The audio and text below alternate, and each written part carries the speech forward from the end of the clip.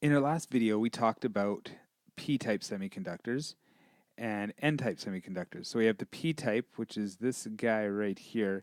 It has, as you see, an excess of holes. So it has a positive charge. On this side, we have the n-type semiconductor. It's got an excess of electrons, so it's got a negative charge. Now, on their own, these things are pretty useless, but we find that they can become very useful, though, when we take this p-type semiconductor, this fella right here, and we put him right beside this guy right here. So if we take him and we move him over there, and we take this guy and we move him over there, and we go, oh, get closer, and boom, we got them right next to each other. What's going to happen is we've got what's called a PN junction diode. And this diode acts like an electrical valve, and it allows current to flow one direction, not to be confused with the band, but not another. So we will see that as we go through this, that you're going to have current is able to flow this way, but it is not able to flow this way. So it acts like a valve. So let's see what happens when we actually put them next to each other. Now what happens is the electrons in the n-type, so all these guys right here, they see the holes in the p-type. And the p-type guys, these guys see the electrons over here. Now, everybody's mission in life is electrons like to fill holes. You can insert your innuendo joke right there. And holes like to be filled by electrons. So they kind of meet up in this middle area here. And let's take a look. Now, once we put these p-type and n-type semiconductors next to each other, what will end up happening is you've got this excess of holes over here, this excess of electrons over here. So the electrons are going to make a run for this side, the holes are going to make a run for this side, and they're going to fill each other up. So it's kind of like a school dance where you got the girls on one side over here, the guys on one side over here. The music starts, they all make a run for it. Some are left over here, some are left over here, but this is the dance happening in the center here. They're kind of bouncing, the electrons are bouncing from hole to hole to hole. Not much is happening.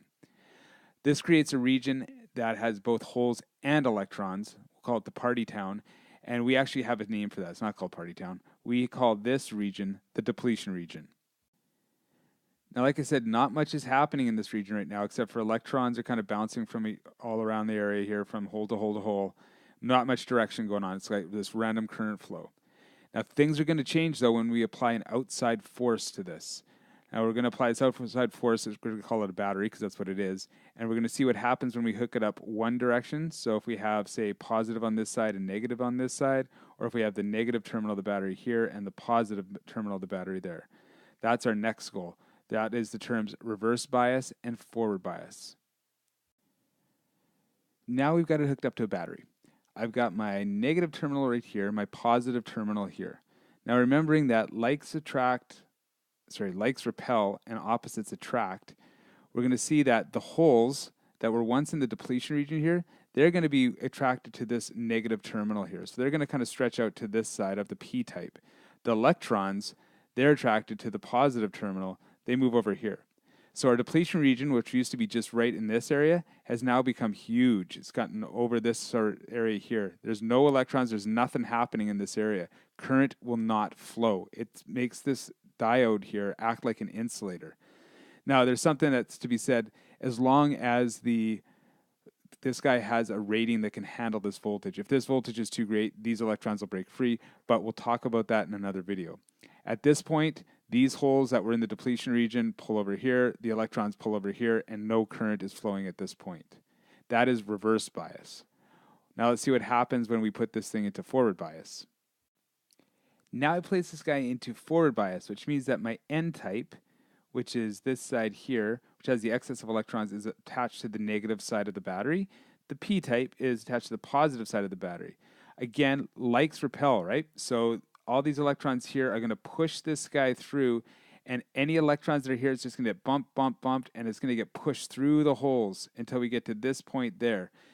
Once it gets through the holes, this guy's just going to travel on and on down through here. The electrons get attracted there, boom, and again, the whole series continues again. Current starts to flow in the circuit. So that is forward bias. We get some current flowing, whereas before when we were in reverse bias, it acted like an insulator. The holes just went this way, the electrons went that way, and nothing happened. Now, when that happens, we get a minimal, we have a depletion region still. Before it was like this big. Then when we had reverse bias, it was huge. And now when we're in forced bias, forward bias, it's still got a little bit of a depletion region here. There is a little bit of potential difference.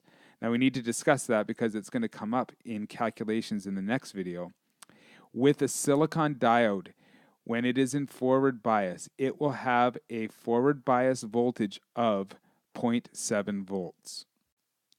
Again, this is only when it is in forward bias. When it is in reverse bias, it doesn't have a forward voltage. It ends up having to be equal to the voltage across the diode from this point to this point in reverse bias will be equal to this voltage here because those holes and those electrons balance out, it hits an equilibrium, and it equals the voltage.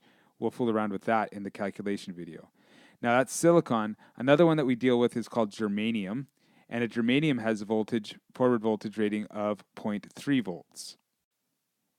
Which is to say that the volt drop across here will be 0.3 if that's a germanium diode.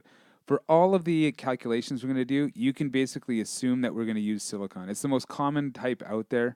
So for all our calculations, let's assume 0.7. I will bring that up in the next video. So that's our PN junction diode. Now they don't look like these two blocks where I've got a nice glowing red block here and a nice glowing blue block here. We have a schematic for them, and it looks like this. So this is what our schematic roughly looks like of a diode. Now, our N-type side is going to be this side here. This is the N-type. This will have the surplus of electrons. This is our P side, which has got the surplus of holes. They each have their own specific name. We're not going to call it the N side and the P side. What we're going to do is we're going to call this side here the cathode, and we're going to call this side here the anode. And in the next video, we're going to start fooling around with some calculations here. Just so we know that the cathode, this is going to be your N side. So this is going to be negative. This will be positive. In order for this guy to conduct, we have to have this side be more negative than this side, which means we can pass through it. Now I'll get more into that when we talk about diode characteristics in the next video.